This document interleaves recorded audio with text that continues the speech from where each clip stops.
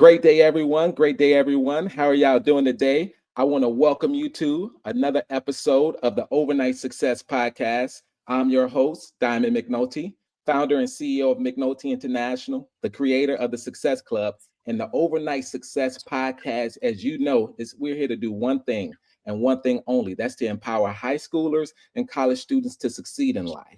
And hopefully we inspire some adults in the process, right? To let them know that it's still possible for them to achieve their goals no matter what they're going through in life. But today we got a special guest on the Overnight Success Podcast who has an amazing journey. I'm excited to bring him on. He's a husband, a father of three, an ambitious leader. I mean, he is business itself, right? He sits on the board of Nick, and he's also the CEO of Magazine Jukebox, right? He knows firsthand how to create a successful business. I'm going to bring him on in. Come on in. Scott Janney, come on in. Talk to me, brother.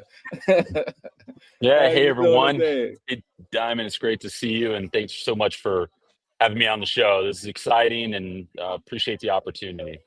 Yes, thank you for joining me. I'm excited. You're doing some great things. And I know that when you share it with our audience, it's going to give them an overview on how they can navigate their own roadmaps to success. So thank you for Awesome. joining me inside the studio. Yeah. Absolutely. And excited to be a part of this. Like if we, like you said, if we could help anybody's journey, there's nothing better than getting to the top and bringing people with you. Come on, come on. Let's show them how to do it. So before That's we right. even get started, is there anything that you want to share with our audience? I the only thing that I like to share is that everybody's journey is different, and the journey that I'm going to share with you today about me was my journey. It was different, as you're going to learn, and hopefully, like you said, it can inspire people. And just know that I'm also an open book and very accessible, especially on LinkedIn. So, if something that we say or I say that resonates, please feel free to reach out. I love it. I love it. Reach out. Now, as we look at the journey, we talk about the overnight success. We want to start from the beginning. So, how was your upbringing, Scott?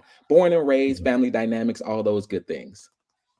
Sure. Yeah. So I was born and raised primarily in California, right outside of Los Angeles in a town called Sun Valley, California. I grew up Mhm. on a ranch that was owned by my grandmother and my grandfather, and my mother was not was not really successful, younger years, and so the most that she could afford at the time was a mobile home. So we moved a mobile home onto the ranch.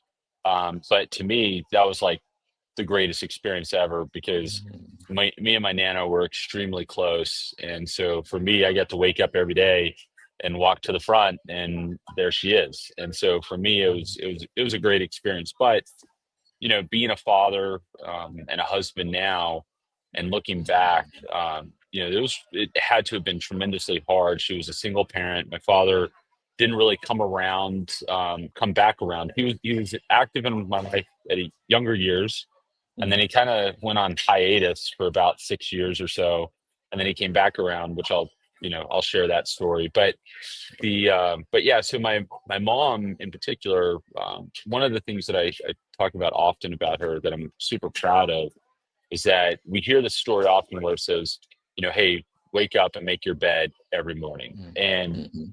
they talk about that as attributing to success. But for me, my mom had to make her bed every morning because if she didn't, we wouldn't have a couch to sit on.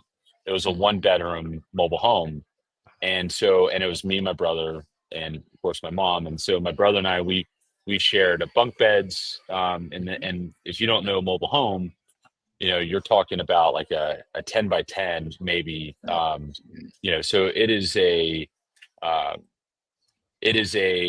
uh, yeah, it's just a small place. So we always had to get up, and my mom would have to make her bed, so that way we had a couch to sit on. And but yeah, I grew up there until I was about 13 years old, and I made the decision at 13 that it wasn't a good path for me. Unfortunately, a lot of friends and even my older brother, who's doing great now, but they kind of ventured down a journey of drugs and influence, and that wasn't for me. So I made the decision at 13 to go and live with my father, and that's when he really stepped in. and the Mm, discipline I needed in my life to be successful. So, luckily for me, luckily for me, I was able to, you know, I was able to make that decision. I knew young that I needed that discipline in my life, and so we did. But the unfortunate part is my father was very, very much involved in the government, and he always chased the dollar. And the problem with mm, chasing the dollar is it costs the dollar to chase the dollar. And so, while he was moving from place to place to get a raise here, get a raise there, he never really calculated the cost of how much mm, it was costing him to relocate. And so he mm, never really kind of got ahead of himself. He actually kind of always stayed in the trenches, and that was unfortunate. But he did. I mean, all in all, his career was very successful. But to yeah. me, the downside, Diamond, was that I ended up being in, I want to say I was in 8 different middle schools, and I was in 4 different high schools by the time I hit my sophomore year. And that's where my Wow. journey really begins, because I dropped out of high school at 10th grade, and Mm. never went back. I don't even possess a GED. All those different schools, right? Navigating life, moving around. Now, before even up into the 10th grade, what kind of student were you? I wasn't a A student. I would say I was an ABC student. Mhm, It just depends on what caught my attention. mhm, I didn't fail. I don't believe I failed in any classes. But I wasn't a rock star in a lot of classes either. If it had my attention and I felt it worthwhile, then I would get an A in it because it had my attention. But if it didn't have my attention, I would just kind of skirt by. Now, did you have any, mentors, any additional guidance outside of your dad at that time? You know, so great question. True story. I have never had a mentor up until the last 6 months of my life today. Mhm, And I regret that. I wish I would have had a mentor. My mentors growing up, if you want to call them mentors, because they weren't really mentors, was the television, or what was something that I read on a magazine. Those are my mentors, because right, I just wanted to be like somebody else. right. And so here you are navigating, and you get to the 10th grade, and you're like, "Nah, this isn't for me." Walk me through that, thought process and how it happened.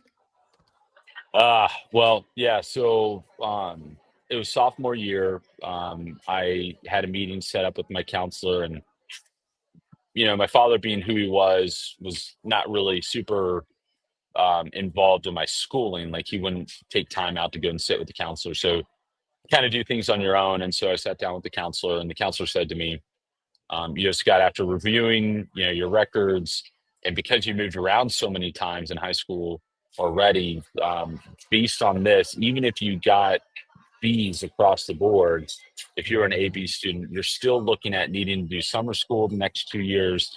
And there's a good chance you'll have to do another 6 months past your senior year to get caught up. And, you tell a 16-year-old that it's not an easy pill to swallow, so to speak. And so Mhm, I remember going back to class the next day. I showed up next day, and it wasn't until that weekend, and that Monday, that I just said, I don't understand what the point is. I would do better at just going off and getting my GED, mhm, and going that route. So back in those days, you didn't have to tell your parents that you were mhm. dropping out. And so I just stopped going. I got a job because I knew I had to be gone during the day. Otherwise, my dad would find out. Right. And so I got a job, and I was, as I like to say, I was hustling. Mhm, And so, life wasn't bad up until about 4 months later. And I walk in and I see my dad, sitting there, and you could tell that he just wasn't happy. Something was at amiss. And back in those days, we didn't have cell phones. So we had a thing called answering machines. So if you weren't home, someone can leave you a message. And and so I come inside, and he goes, "Hey, I want you to go hit the answering machine." And I was like, mm, "Okay." And I'm thinking maybe it's something to do with my brother, because he was in mhm. trouble often, or something to do with my mom. Who knows? So I hit the answer machine, and it's the guidance counselor saying, "Hey, Scott needs to come and collect his things. We had to break into his locker. It was clear out week, and blah blah blah." And I remember looking at him. I was like, "Oh, that's funny." I was like, wonder why they did that. They should have just told me, like trying to play off as if I was at school. And and so he said, well, funny, he goes, I called them. I asked them why that was. And come to find out you haven't been at school in the last 4 months, and I need to know right now, where have you been? And so Mm, that was a big deal. So after the dust settled, a couple weeks after that, my dad finally sat down with me, because I actually moved out for a couple weeks because it was just too mm. hot and heavy in there. And Yeah. so I just said, yeah, before my dad takes me out, I need to go. We both need to cool off. So, uh, but when I came back and we sat down and we talked, and he just said, okay, son, what's the plan? And he's like, That's a if great this is your question. path, if this is your path, then we need to know what the plan is. And then he became my biggest supporter. My dad always kind of embedded in me about being an entrepreneur. Hello, my name is Diamond McNulty, and I want to welcome you to the McNulty International Success Club, where we help youth and adults create their personal success plans to achieve their dreams in life. Visit McNultyInternational.com today and register. And I look forward to seeing each and every one of y'all inside the boardroom.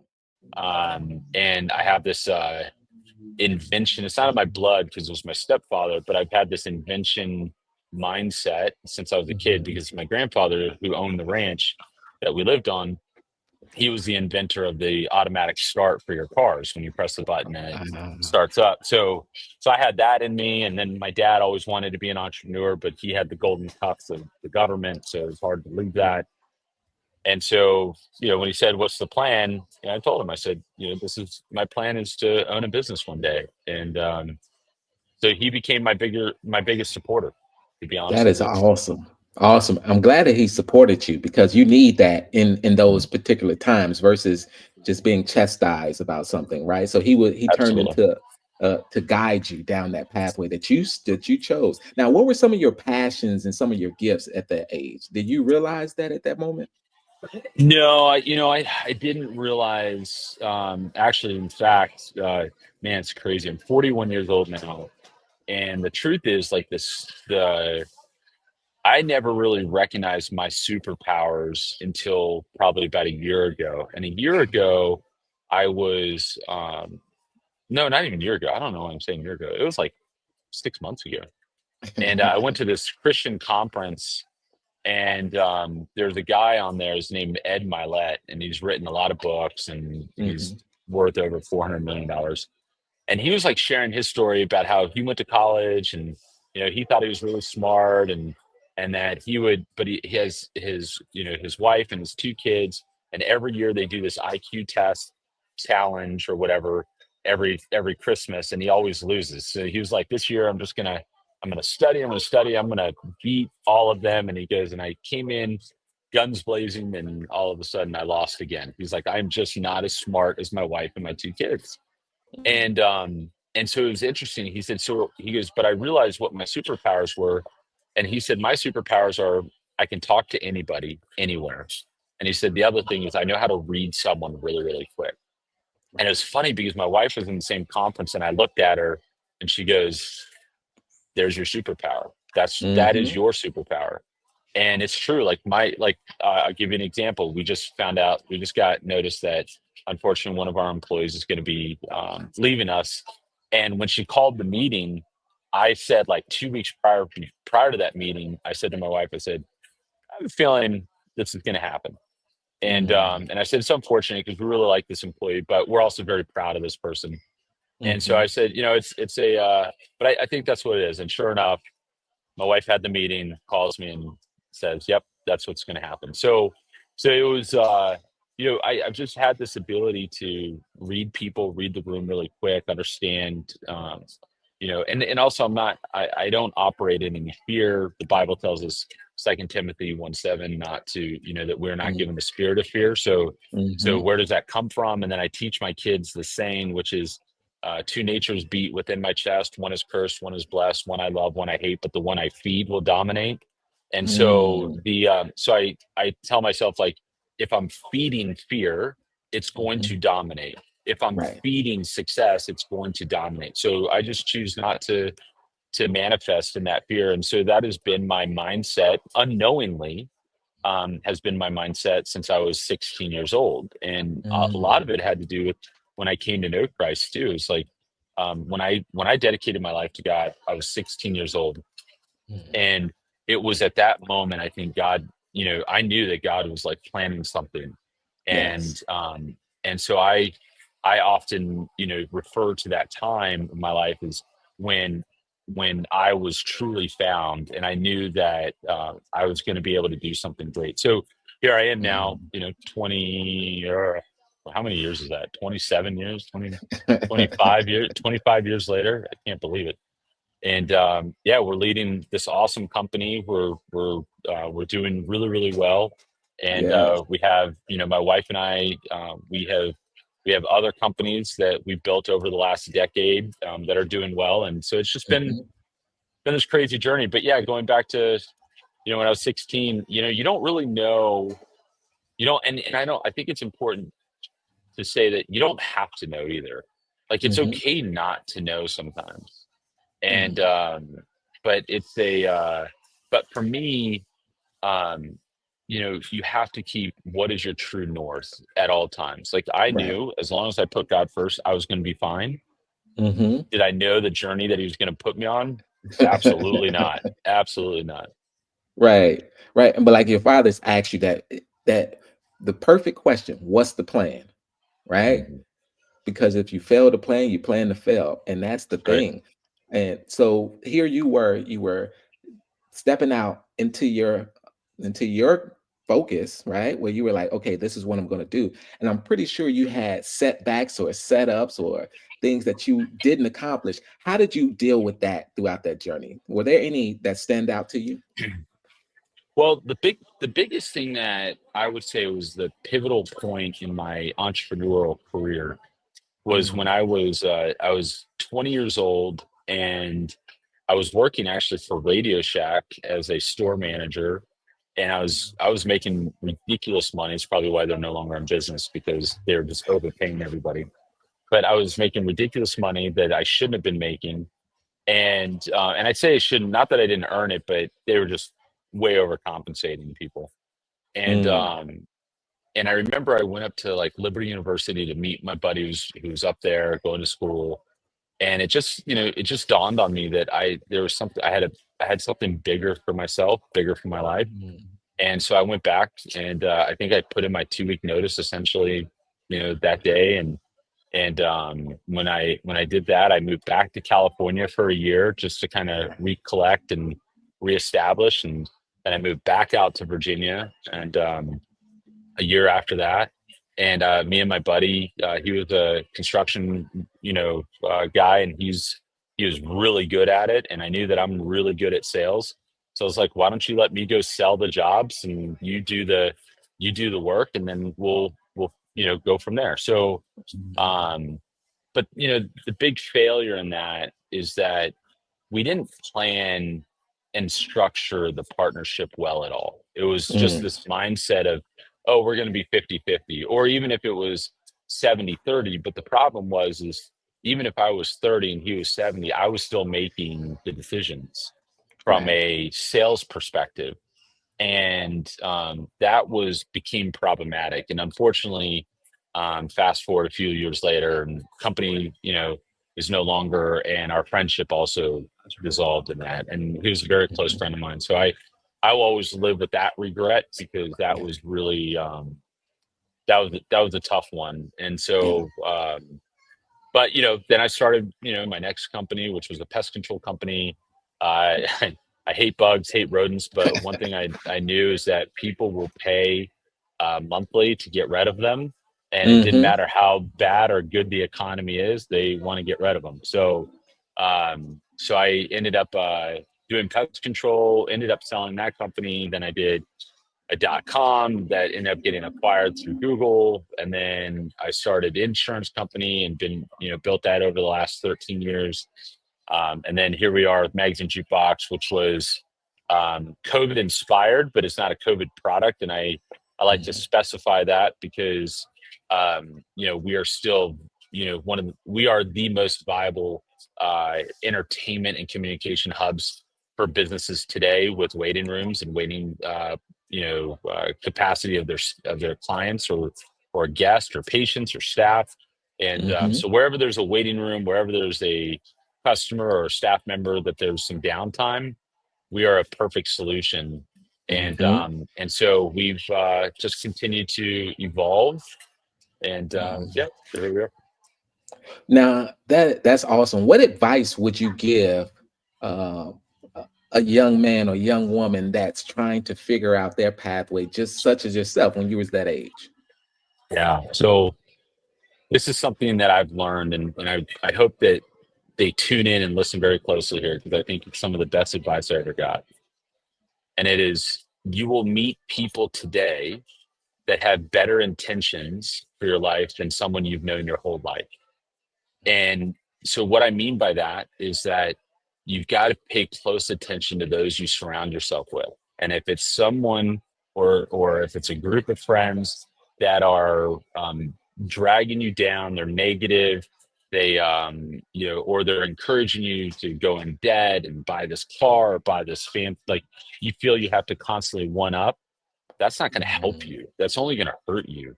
And know that someone you meet today can truly have better intentions for your life. And I say this as respectful and um, as careful as I can, because I am a father myself.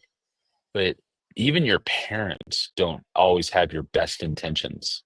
Mhm. My father was a great supporter of what I was doing, but my mom, now that I guess you would say a level of success or wherever I'm at, my mom to this day, I would say, is jealous of my success.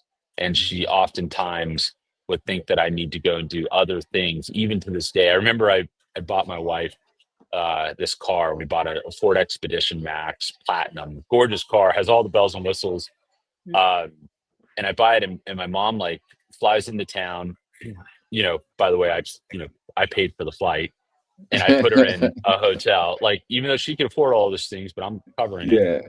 And so she gets in this car and she goes, "I don't understand why you bought this car. I don't get it. It's just too expensive, and you don't need to be spending your money like this. And you need to be more cautious and worried about." And I looked at her. I said, "Mom," I said, "First of all," I was like, "why are you giving me financial advice?" I was like, "You don't need to be giving me financial advice. Second of all, I paid cash for this car." I was like, "This car's not costing me any debt. Yeah, it's a Mhm. depreciating product. So I'm not going to put a lot of love into it, but I'm going to make sure that the car that my wife drives with our kids is the absolute safest car we can get on the market." So, Right. yeah. So again, just um, look around, look at your surrounding, and ask yourself, is this person elevating me, or is this Mhm. person, demoting me? And if Mhm. they're bringing you down, cut them off. Cut them off. Like, Uh, see ya, bye, walk away. right. Right. Because you decided to take your life into your own hands, right? And when I chose the entrepreneurial path as well, it was a difference between just being an employee. It was actually building the infrastructure for your own entities. Yep. Now, what were some resources or some books that helped you along your path, not taking the traditional route? Like, what did you grab hold? Like, these are some essentials. Thus, Magazine Jukebox. I am a big lover of magazines, and so I used to go and get my dollar cup of coffee, which this is now a Mhm. $9 cup of coffee. For those who can't see me or just listening, I'm holding up my coffee mug, and Mhm. but it used to be $1.50, I think, and I think it was free refills. And I used to Mm. go to Barnes and Noble, and I would grab my cup of coffee, and I'd go grab three magazines, and it was always Mhm. three different types of magazines. So the first one was What Inspires Me. Another one was What to Learn From. And then the third one was to have a little bit of fun, like, just try to Mm. think, like, get my mind off of things that are important. So I've tried everything. Like, I remember, man, I thought I was going to do, I don't know if you know what Amway is, but I was Yeah. going to do like the Amway IBO, independent business owner. And I had all these ambitions, and so I thought, like, man, I'll go to Barnes and Noble, and I can maybe talk to people about being their own boss and blah, blah, blah. And I'm Mhm. not going to get into how that's not a good idea for Amway, but nonetheless, but the three magazines were always interesting because so the ones that inspire me were like Yacht Magazine or Hmm. something to do with mansions or leisure travel, like all over the world. Like Hmm. that's what inspired me. Like I wanted to have the autonomy and the means to be able to go have those things and do those things. Right. Then the other magazine was like the business magazine that I can read articles and learn like what are business professionals talking about? What's important to them? Harvard Business Review is a great magazine. I don't know if they offer that at Barnes and Noble, but if you get a chance to read it, it's about a $200 a year investment. But it's a fantastic magazine. But you get to read like what are they talking about? But then I did one thing that most people don't do. I Mm. started paying really close attention in that magazine on who was advertising on that magazine. And the reason why that was important to me was because I I wanted like I knew that those people that are advertising on Harvard Business Review were making a calculated guess or risk on advertising, and they were, I guarantee, spending big dollars to be on that magazine, and Hmm. why they felt like after they did their research why that was important to put their ad there. And you get some ability, like where do you put your ad at, and why did they choose the small ad versus the big ad. Not that I wanted to get into advertising, but I wanted to know who the best way to describe this is who's who.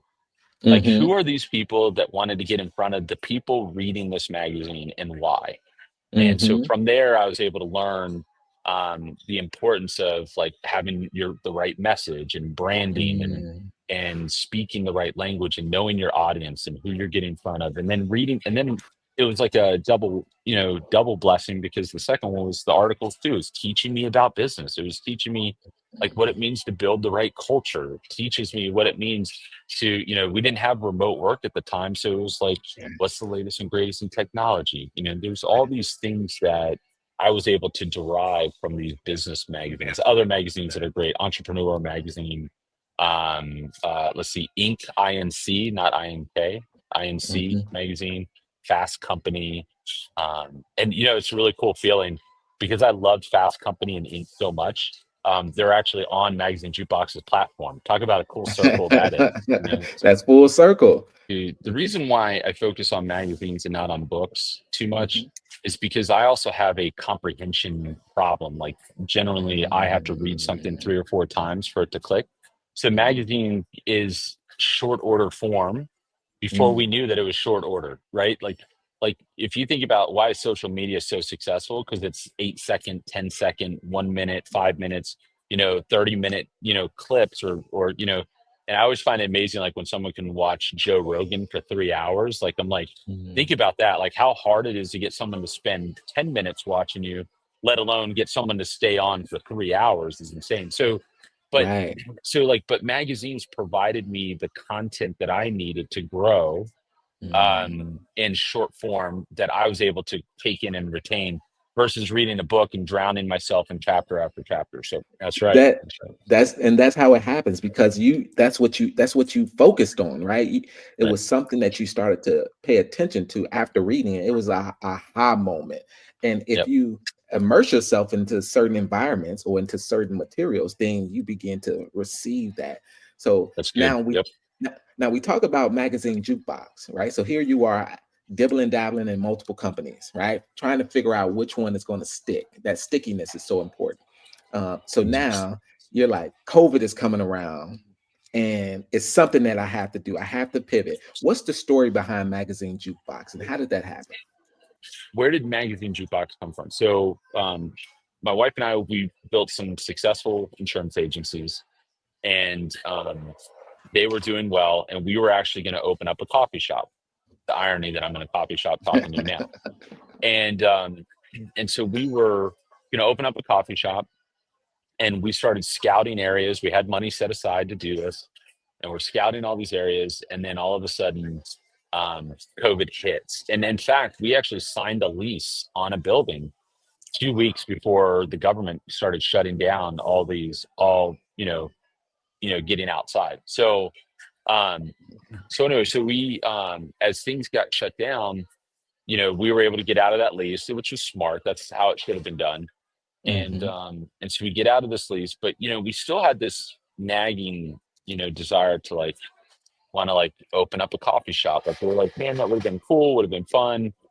Um, Now looking back, it would not have been fun. So I'm glad that, because coffee shops are no joke. And so uh, it was about 4 months later after we got out of that lease, and I was in my kitchen with my wife, and I said, it's too bad we can't scan a code and enjoy a magazine. And she's like, why are you thinking about that? And I said, well, because if we did open up the coffee shop, I still want my magazine wall, but now I Mm-hmm. can't do that because CDC shut down magazines. And then she looked at me, she's like, well, why isn't there something like that? And I was like, well, here we go. So I had to start, as an entrepreneur, I had to start doing a bunch of research, find out that something like that didn't exist. And Mm-hmm. and so then I said, hey, we may be on to something. So Mm-hmm. we, for about 6 months was research and development. Then it was starting to pitch the concept, created a whiteboard video because we didn't have anything to go on. So we had to draw out essentially our concept. And then I had to Mm-hmm. pitch that to publishers, and I had to pitch that to investors, and I had to pitch it to, because I knew that even though I had enough money to get things started, I wouldn't have enough money to keep things going. We've Right. successfully raised over 2.7 million to date. Not to mention my own personal $300,000 that's in the company, plus 2 years, 3 years almost of no pay. So there's a lot of things that go along with starting up a company that you have to be mindful of. Right. But then, and but now here we are, and it wouldn't have happened if I didn't learn about whiteboard videos, on one of the magazines or one of the video clips I watched years previous. and Mm-hmm. and so now we have this product. And one of the I'll share this cool hack for anybody who's creating a product that you want to sell to a business. So if you're in the B2B world, or even B2C, this can apply for B2C as well. But if you go into the B2B world, something to think about is, um, what I did was I created an agreement, which was essentially an LOI, which is letter of intent. And then I took what is called you know, basically it's a mock-up of what we were creating. And so I would go to these businesses, and I took this LOI and I said, hey, this is the mock-up, this is what it'll look like. If I can deliver on this, would you be willing to buy this service for $100 for a year in your office? And if they said, yeah, I would do that, and say, okay, would you be willing to sign on that as a letter of intent? Does not obligate you to it, but it does show that, hey, there's an intent. Right. Well, out of 20 different businesses I went to and I pitched that to, 19 of them signed up. And so Oh. now I'm sitting here going like, okay, publishers are interested in this. We now know that businesses are interested in this. Mm-hmm. Will the consumer use it? So then we had to create a version of Magazine Jukebox so it could be tested. And so then we did Mm-hmm. these survey, like we set up like, hey, get a $10 Starbucks gift card and do this quick survey, right? And so then we went to a busy location where we can offer this and people can test it and get a free gift card. And so we did it. And out of that review, I think we had 45 or 46 people try it out. And out of that, we had about an 89% positive review. And so Right. we said, okay, that's pretty high. It's not like it's 50-50. It's not Mm-hmm. like it's 60-40. It was like, hey, 80%, it was, 89, but 80% of the people said that they would use this. So now we have Mm-hmm. all the pieces of the puzzle that we know we can move forward. So now when I went to investors, I could say we have publisher buy-in, we have consumer buy-in, and we have business buy-in. I need the Mm-hmm. rest of the funds to be able to start building the foundation of this so we can actually get this out. Right. That is awesome. And look at that. Talk about that strategic planning, right? And critical thinking behind it. Now that's something that now what kept you motivated throughout this process? Because you said it's been about 3 years, right? Yeah, so technically speaking, August of 2020 was when we got incorporated. Mm, And so we went live January of 2022. And mm, so we're going into our third year right now. mm, And Um, and so yeah, it's it's been a wild journey. And I will Mhm. say, what keeps you motivated? It's a good question because most really good ideas can be found in grave sites. That's where they go to Mhm. die because people never get Mhm. them out in the market. What keeps me going is when, like, sometimes I'll go and sit in a coffee shop where we know that our product is, and I'll watch someone scan and use it, Mm. or when I hear positive feedback from a hospital, or, like when you know that you're changing the way things are, it's Mm. really gratifying and it's really exciting. And one of the coolest moments for me was I was pitching a sports stadium, a baseball stadium, Mhm. and the person who I was meeting with, he says, Scott, he goes, I wasn't sure on this, but I'll tell you, I was recently at this resort and I was at the spa, or my wife was at the spa. So I was waiting out in the waiting area for her. And there you were. There was Magazine Jukebox. And he goes, and I scanned it and I really enjoyed it. And he said, Mm. so, and he goes, and to be honest with you, it was like, 10 minutes later, 15 minutes later, he goes, my wife was wrapping up, her spa treatment or whatever. And he goes, and it really truly did help reduce that perceived wait time. And Mm. I had something to read. And he goes, and also on top of that, he goes, it's one of my favorite magazines is on there, but I don't subscribe to it because it's just so expensive. Yeah, And so, like, that's we give awesome. this access to magazines, this unfettered access to these magazines for consumers in waiting spaces. And you're talking about that sticky sauce. So how are we Right. going to create this? Well, when we created, we said, look, we have to protect our publishers because publishers Mhm. can just give out their magazine, but they won't make any money. So they don't want to just give it out. But they Mhm. also know that magazines were removed. And the problem with when they removed magazines from businesses during COVID, when things come back around, which they are now, the business owner is like, well, I didn't, nobody complained about magazines not being available.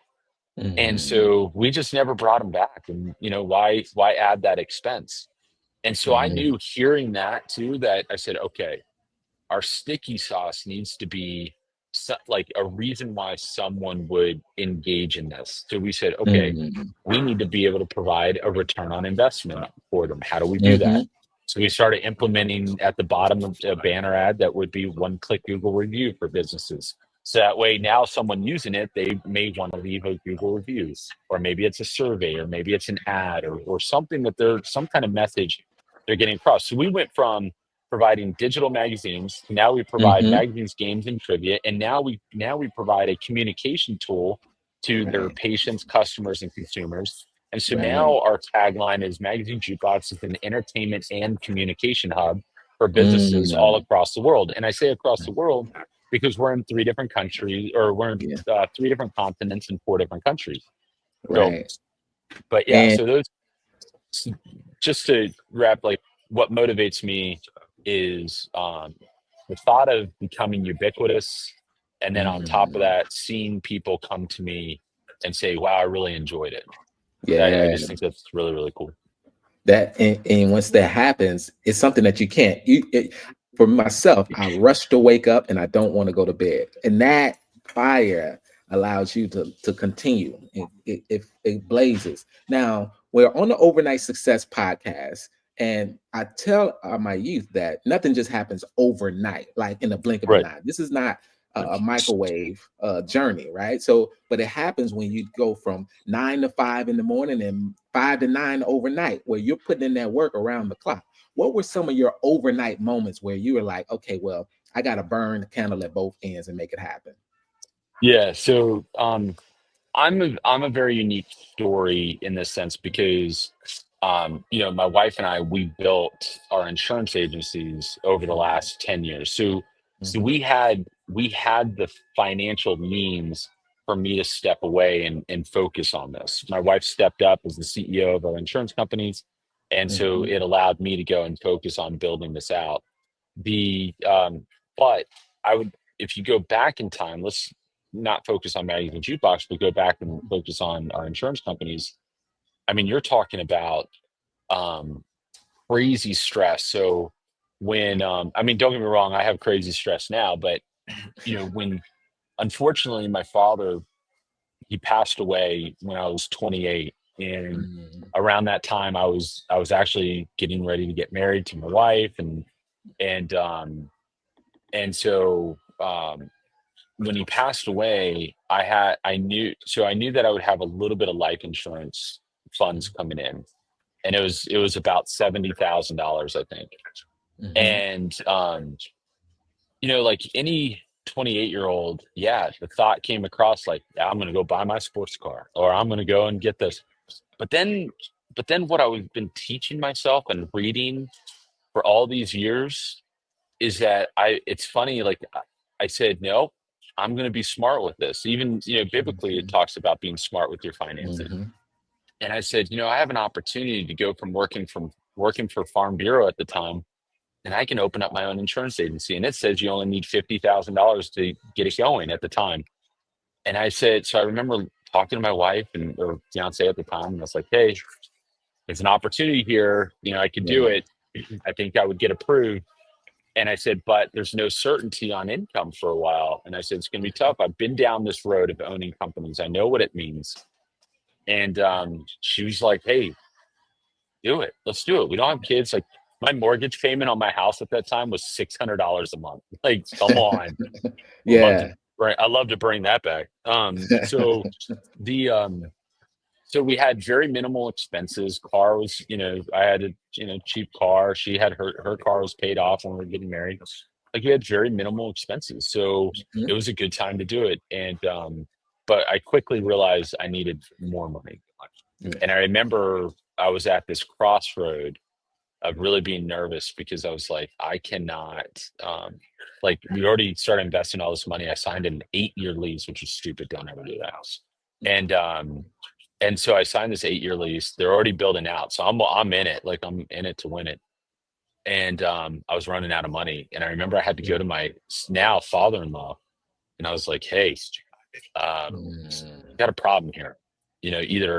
Either, and I said, if we want to put things on hold, like getting Lauren and I getting married, so this dust can settle, but I may have to file bankruptcy because I don't have the means and I can't get out of this lease, and I definitely don't have the means on this lease. And craziest thing, man, my father-in-law, my mother-in-law both came to me and they said, we'll write you a $70,000 check. We'll match mm, the funds. We'll help you get going. Well, sure enough, they didn't realize what they were doing, which was they were investing not just in me, but also in their daughter. And we've been yeah. entrepreneurs ever since. But there's more times like, right, I didn't know where payroll was going to come from. And we had to go get a loan. And Mm, then I had to get another loan from someone when we were worried about losing our house at one point. I mean, there was a lot of mm, things that came along with the journey. But I, mm. I share with people, if you're married, make sure you understand that you both are in that journey together. And if your spouse is telling you no, like, hey, I'm not in for this, I need you to keep working. Trust me when I say keep working. Do not, Right.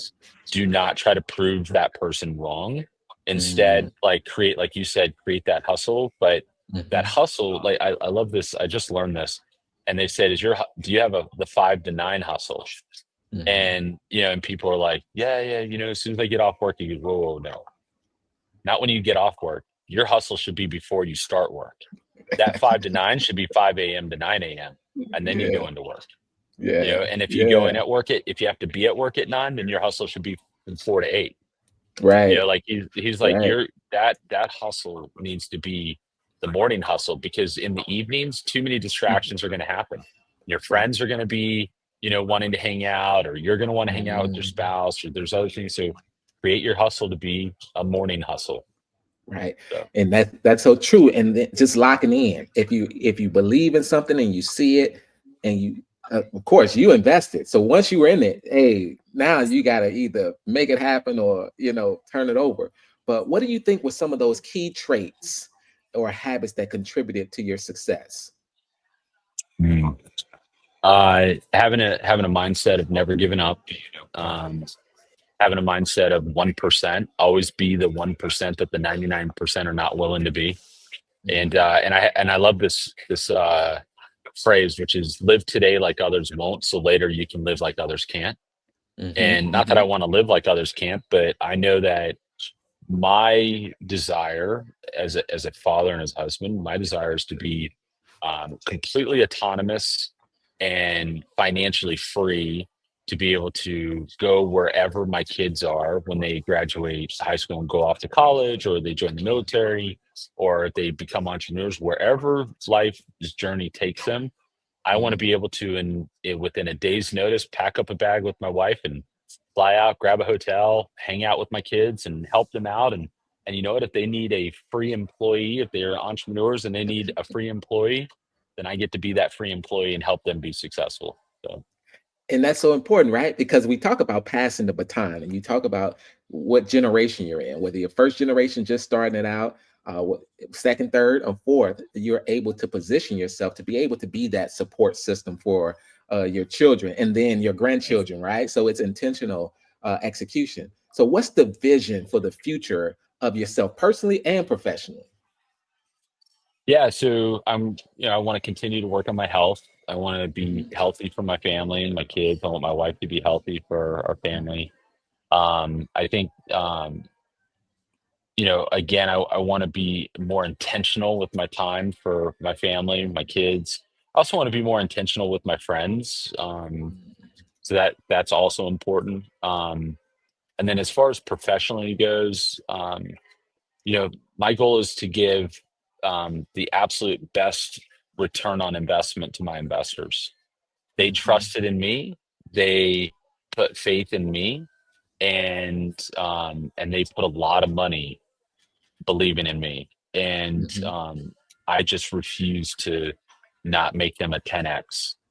Right. Like I want to get them a 10x, and they deserve that. And I think we can do it. Wow, that is awesome. That is awesome. Because when you think about it, when you're measuring your success and you have that, you're going to do it. Once you lock in, you're going to do it. Is there a legacy that you hope to leave behind as an entrepreneur in general? Uh, I'll be honest with you.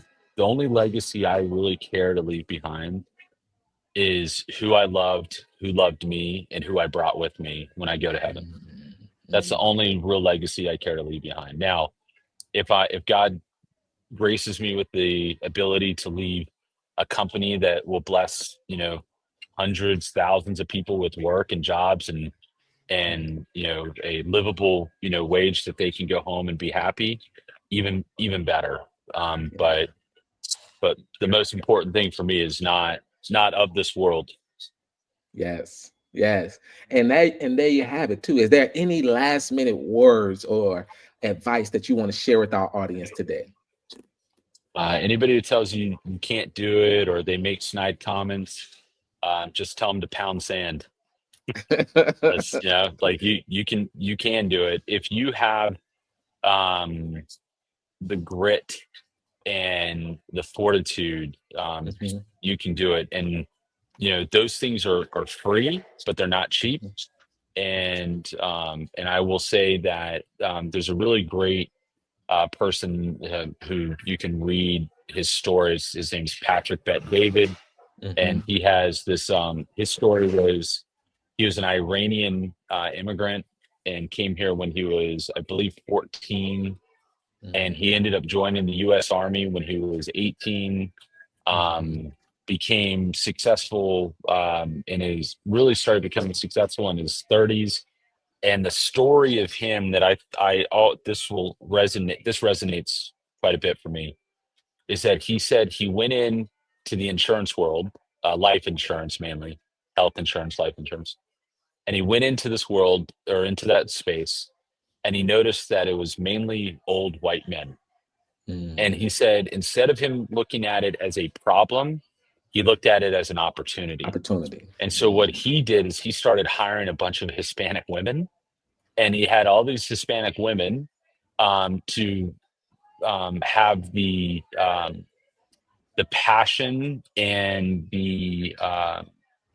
uh, the love for life insurance, and Mhm. understanding that demographic of men and husbands of the Hispanic Right. culture, or Hispanic natures, was maybe 1% had life insurance, or 1% had And so he said, this market is wide open. And that's what he Mm-hmm. did. He sold that company for $500 million. He's now a minority owner of the New York Yankees. He owns Yeah. Valuetainment, one of the number one podcasts and video casts in the world. And Yeah. I have no idea what that thing's valued at, but Mm-hmm. and he does awesome. And he has some great books. Choose Your Enemies Wisely and Your Next 5 Moves. Highly recommend. And yeah, that's so we can learn a lot from him. Don't look at things as problems. Look at things as opportunities. Now that's true. And when you think about it, Scott, I just got to thank you for joining me today inside of the boardroom for the Overnight Success Podcast. And as I tell our audience, anything is possible when you believe in yourself, right? Create a Right. plan, take action, and never give up. Right. So here, this journey in general, it shows how you were able to navigate and you actually were able to achieve success and on your way to achieving greater successes and making a difference in so many lives. So thank you again for joining me inside of the boardroom, Scott. I greatly appreciate you. And I'll see everyone next time. Y'all have a wonderful day. Take care.